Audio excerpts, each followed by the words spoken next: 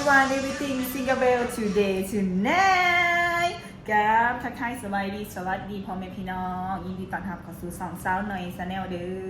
อมื้อนี้ก็เป็นมื้อที่ที่เท่าไหร่บ้างคะมันเป็นวันที่24 25 26 27 28 4มื้อแล้วทุกคนสาวหน่อยมาอยู่เซโนเนาะมื้อนี้ตอนนี้เฮาอยู่ที่หาดอลิสซาวตาตีบ Hi Hi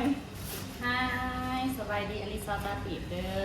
อวันนี้อลิสพามาเบิ่งหาดเนาะมาอัปเดตหาดอีกกับพี่น้องก็คือวันนี้เพิ่นให้ภารกิจซะหน่อยให้ไปซื้อM100ให้ผู้บ่าวมาแจกผู้บ่าวสร้างอันมาเฮ็ดหาด10 คนพุ่นละมั้งเอาสิไปซื้อM100แล้วก็สิไปแจกผู้บ่าวเดี๋ยวเฮาสิออกไปซื้อก็ได้ทุกคนแล้วก็สิเสื้อ ทาย หน่อยเป็นเสิร์ฟกับเขามีแห้งคนเดียว เนาะมันจะเข้า สาวเอ้ย เขินนะปะเดี๋ยวโอเคไปซื้อM100ให้ผู้บ่าวกันพี่น้องแล้วก็ซะหน่อยก็สิทายอัปเดตหาดอลิสให้เบิ่งเนาะตอนนี้ไก่สิแล้วแล้วเนาะพี่น้องแต่ว่าห้องน้ำมันสิแล้วก่อนน่ะเนาะเพราะว่าอลิสเพิ่นยังให้ห้องน้ำมันแล้วก่อนเขาก็ให้แม่ปุ้งแถวนี่อย่างใกล้อันนี้ก็คือแรงเขาต้องไปเอาฮะโอ้ยแต่โบจามหานี่บอกเกือบไปเลย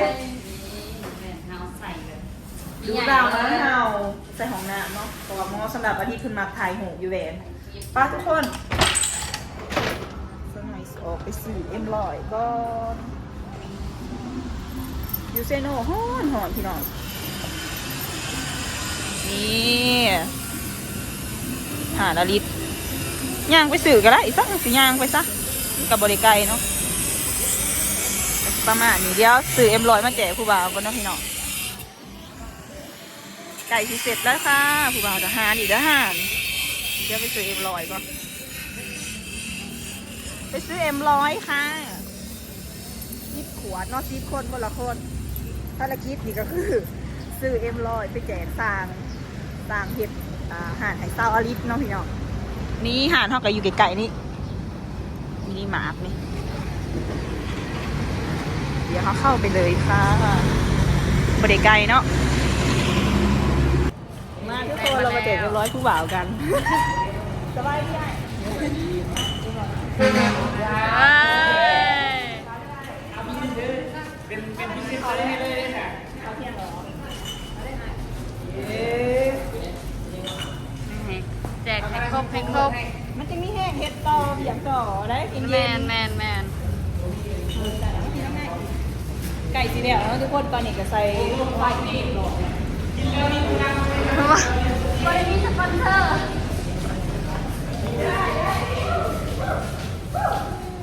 คุณน้าลูกนี่ดูถูกคอยเอาที่บ่าได้เอาที่บ่าได้เราใช่แต่เว้ยหรอหมอ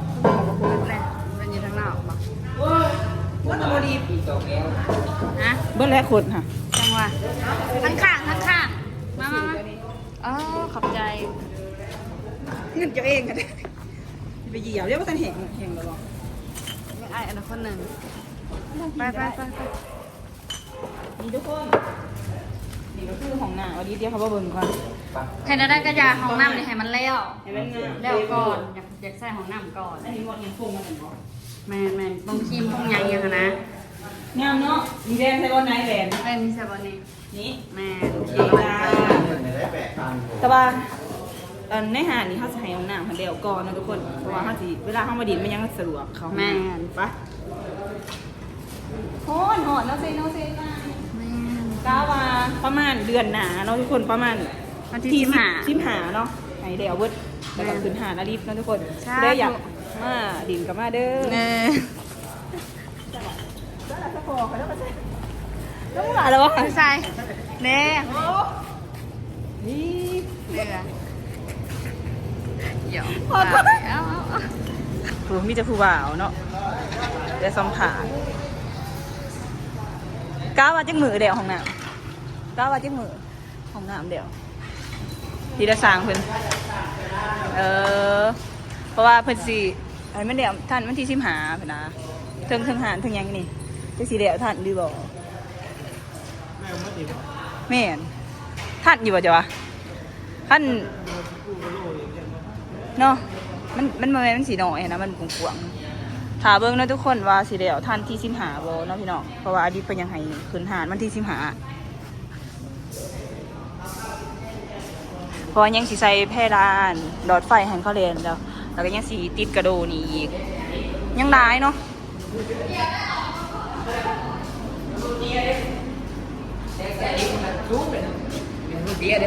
อันนี้เพิ่นมาคุมงาน ห้องน้ำให้มันแล้วก่อนเพราะว่าไม่ม่านไม่ใช่ก็ให้มันอย่างไกลนะเพราะแขกคนนี้แหละมาแต่ใช่ห้องน้ำก้อนคนอื่นไม่ได้กระยามัน แม่น ใช่ห้องน้ำก้อนนะแขกคนมาหรือสร้างฮะแล้ว จะก้าวไปเป็นที่15ให้ได้พอลอกจะคุมเขาเนาะ สร้างฮะแล้วไม่หมอกไม่ม่านเด้เนาะ จะเป็นเครือทีเนาะอันนี้เป็นอายเป็นเพชรของหนามนะทุกคน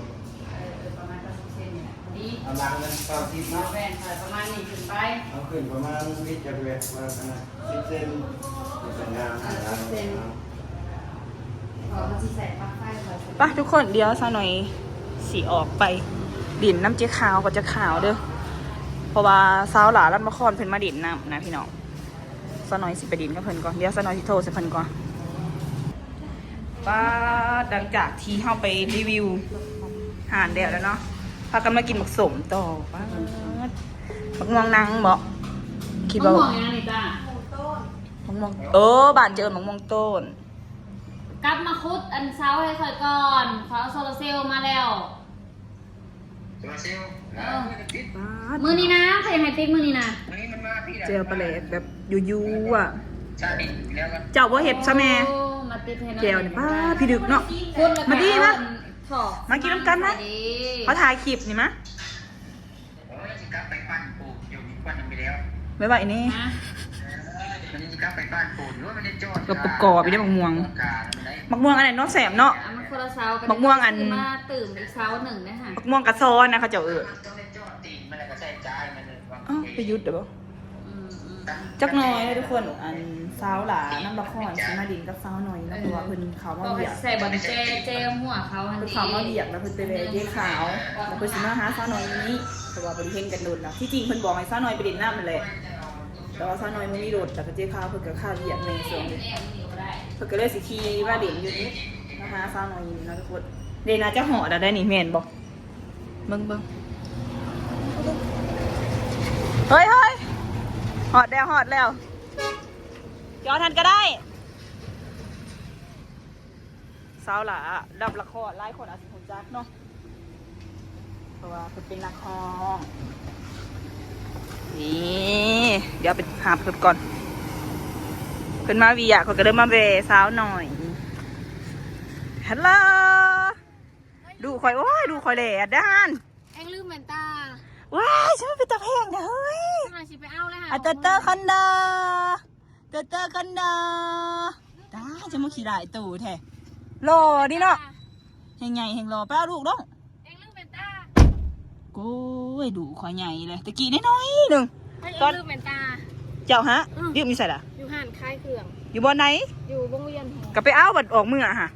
ย่านมันเสีย เออ ถ้าจะเก็บมาเห็นป่ะเนาะ เก็บไปให้ยีดอกหรือว่าสิออกไปเอาถ้าจะกะจะเอาลูกไปนี่จะขี้ก็ไปเอาสัน โอ้ยยันลูกหาย บ่ให้ดอกเขาสิเอาค่าเดียว โอ้ย เอานุ่มถือดีๆนะกว่าดูกะแม่นมาเด่นเพิ่นเด้เพิ่นเฮ็ดห่านเพิ่นสิเฮ็ดห่านคล้ายเครื่องมาเฝ้าห่านนี่เพิ่น เอ้าค่าเครื่องใคร ห่านอลิศเพิ่นสิเปิดห่านคล้ายเสื้อผ้าเพิ่นกำลังเฮ็ดห่านใหม่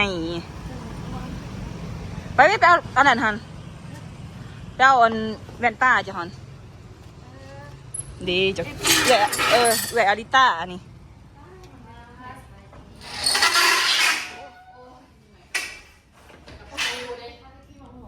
แม่นั่งกินสวมมานั่ง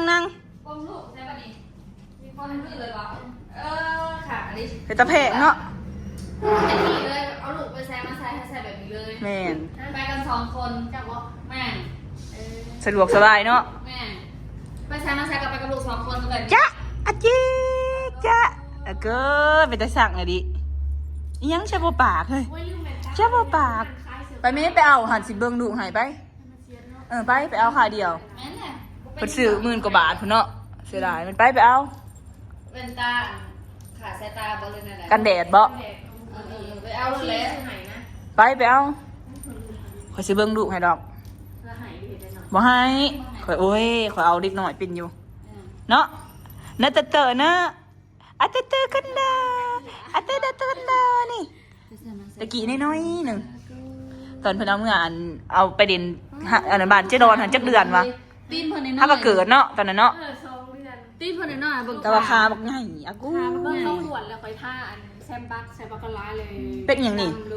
ดำเลย ไอ้หยัง เด็กหน่อยเขาขวนขูด อ่ะคือเป็นอย่างนี้เนาะ ต้องไอโพสต์ลงเฟซอะไร อย่าคือปานนี่แหละ เออ แล้ว เดี๋ยว มัน ปา เป็น น ปานเลยไอ้กี่บริมีเขาขูดเพิ่นไหมคะเล็บเขาขวนเพ้นอันเป็นหอยแมว ผู้นี้แหละที่บอกเด็กเมย์ถือเด็ก แม่นบ่ เอ้ยเมย์เป็นถือเด็กเด้อเด็กไทยเด้อเออ เลขให้แล้วก็ เออ จะเป็นคู่นึงว่ะ แล้วก็ถือ ซื้อเงินเท่าไหร่ หัวเห็นอยู่ดอกขีบเพิ่นหันได้เท่าไรเฮ้ย เป็นล่างให้ เออลูกเพิ่นจับอันนั้นบอกดีคณะเด็กหน่อยบอกคณะเฮ้ยจ้าอัตเตอร์ขี้หลายโตกินนมจ้ะบ่ บนมทรง เออเป็นขี้หลายโตดิบตาตะกี้ตัวน้อยๆหนึ่งอลิต แล้วก็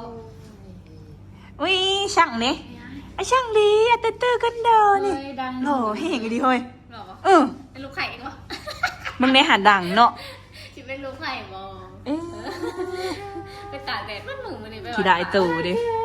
จักเดือนนะ 9 เดือน เออ ยังบ่ฮอดวันที่4เลย สิหอดปีนะ ให้คิว เออพอดอกหว่าเนาะ เดียวกันเลยบ่สบายได้เลยค่ะเบิ่งไม่กินยามานำรถเอา จ้า ใส่ จ้า เพิ่นนั่นอยู่นั่นเพิ่นกับตะเมาะอยู่เนาะ เออบูติ้งอยู่อ่ะบูติ้งอยู่นี่เนาะอ่ะบูติ้งอยู่นี่เนาะ จ้างมาแล้วเป็นตาไหลออกหมด เออบ่คือเฮาเนาะ เอ้ย บ่คือเฮาเองเนาะ ไปถูก บ่คือเฮาเอาเองเนาะเตอร์เนาะพูดน่ะ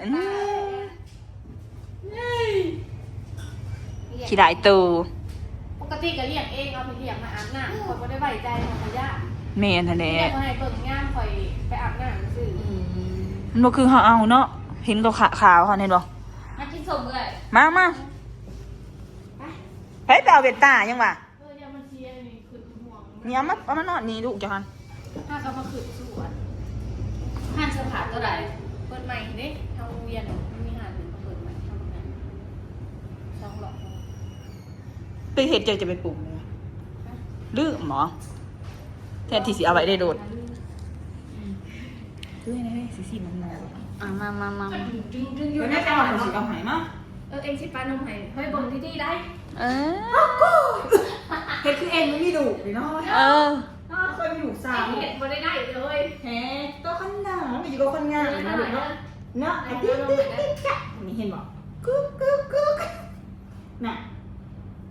คนหล่อเด้ไอ้คนหล่อเด้นี่เนาะไอ้เต้คนหล่อเดี๋ยวหายน้ำหัวเจ้าเลยจ้ะอันนี้ลูกนะนี่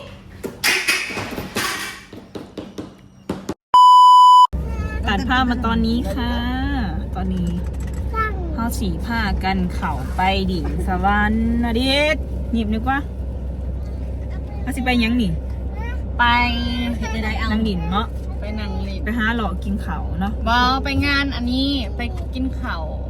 ครอบครัวเพราะมื้อนี้เป็นวันครบรอบวันแต่งงานของแม่ตากับพ่อแอ27 ปีที่ว่าแต่งงานกันน่ะ ป้าด27 ปี มีลันดอนขนาดน้อยเนาะ ยังมีหักเถแบบนี้เด้คือสีดีเนาะทุกคน มื่อนี้เขาก็พาลูกๆหลานๆไปนำไปหลินนำนะอันนี้ซื้อยังเนาะสบายดีเด้อ ถ้าสิปิดคลิปเลยอย่างนี้เลย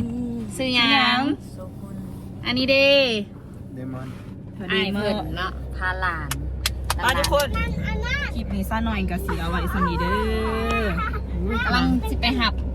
อีกคนหนึ่งไปประมาณ1 2 3 6 คน เต็มรถ อยาก รีบไปเจอกันญี่ปุ่นไปหาลิตาญี่ปุ่นเลย แม่น จะได้คลิปนี้ซ่าหน่อยก็จะเอาไว้สมีเด้อพี่น้องอย่าลืมกดฝากพี่น้องกดไลค์กดแชร์กด subscribe ที่สำคัญเบิ่งโฆษณาให้ในเด้อจ้า ๆแม่นฝากสนับสนุนซะหน่อยนี่เด้อ